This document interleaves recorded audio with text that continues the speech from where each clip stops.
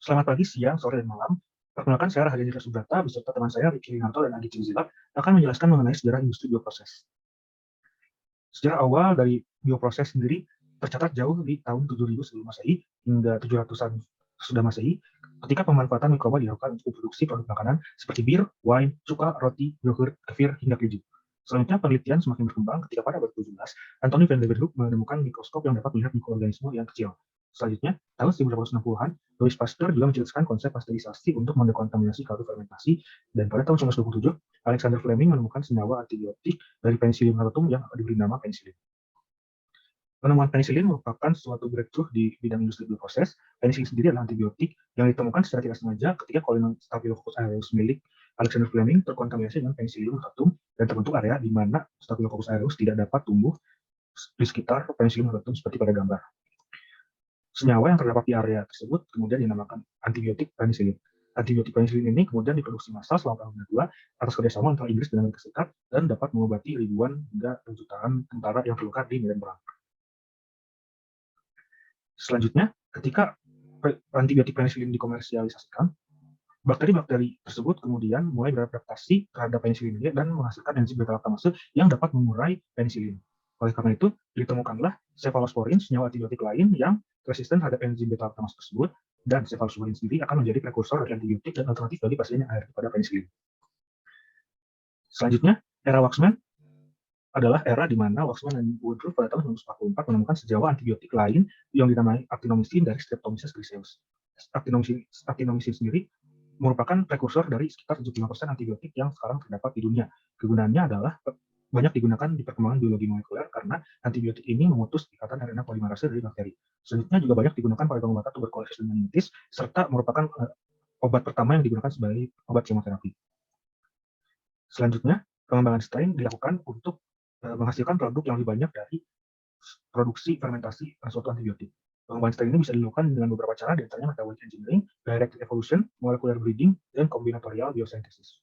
Pada akhir 1970-an, antibiotik sintetik terus mengalami perkembangan untuk mengatasi permasalahan resistensi mikroba terhadap antibiotik. Beberapa contohnya adalah turunan erythromycin dapat mengatasi bakteri yang resisten terhadap antibiotik makrolida. Sinergis yang dapat mengatasi bakteri gram-positif yang resisten terhadap berbagai obat-obatan, dan glycylcycline yang dapat mengatasi bakteri yang resisten terhadap tetracycline. Seiring dengan berkembangnya zaman, banyak produk metabolit primer yang diproduksi secara komersial menggunakan fermentasi. Hal ini merupakan realisasi dari penelitian Louis Pasteur yang menemukan pentingnya peranan mikroba non-patogen dalam produksi alkohol pada bir dan anggur. Beberapa contoh metabolit primer tersebut adalah asam amino, vitamin, nukleotida, asam organik, dan alkohol. Pada paruh kedua abad ke-20, penggunaan metabolit sekunder mikroba sebagai agen farmakologis mulai meluas. Pada tahun 1960-an, Hamao Umezawa mulai meneliti produksi metabolit sekunder oleh mikroba, khususnya inhibitor enzim. Selain inhibitor enzim, produksi metabolit sekunder lain oleh mikroba yang terus berkembang diantaranya imunosupresan, agen antitumor, alkaloid ergot, dan senyawa-senyawa agrikultur.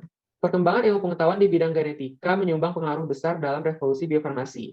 Dimulai dari tahun 1953 di saat Watson dan Crick menemukan struktur DNA double helix, dan pada tahun 1966 kode genetik berhasil diuraikan. Lalu pada tahun 1972 penelitian mengenai DNA rekombinan mulai dilakukan.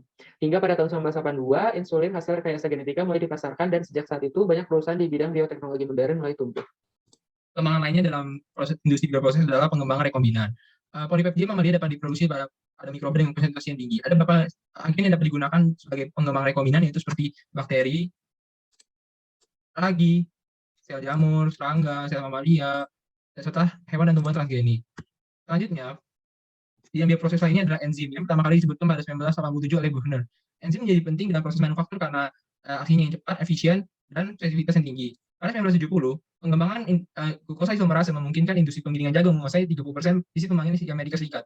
Selanjutnya, pada 1980, enzim dimikroba mulai digunakan pada aplikasi yang biasanya menggunakan enzim hewan atau tumbuhan.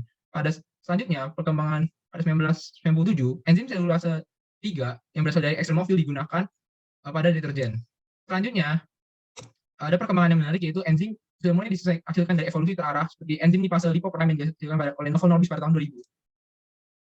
Proses biologis saat ini sudah mulai bersaing dengan proses kimia di beberapa bidang. Salah satunya adalah pada produksi akrilamida. Akrilamida merupakan flokulan dan komponen dextrat sintetis.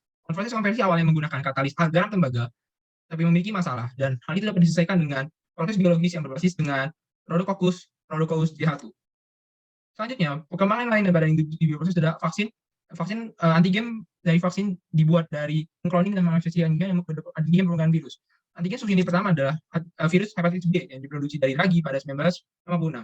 Selanjutnya, pada 1994, disediakanlah vaksin hewan rekombinan pertama, yaitu Vectorvax yang dikembangkan oleh Syntro Group, itu dari vaksin hidup yang dihilangkan 2 gen dari vaksin cacar unggas untuk melawan penyakit cacar unggas. Selanjutnya, saat ini juga mulai berkembang mikrobiologi sistem yang mempertimbangkan skala genom dan sel dalam menjelaskan proses dan mekanisme yang dilakukan sel mikroba karena perkembangan teknik omics dan juga teknologi ini yang memperkeras molekul intraseluler. Sekian, terima kasih.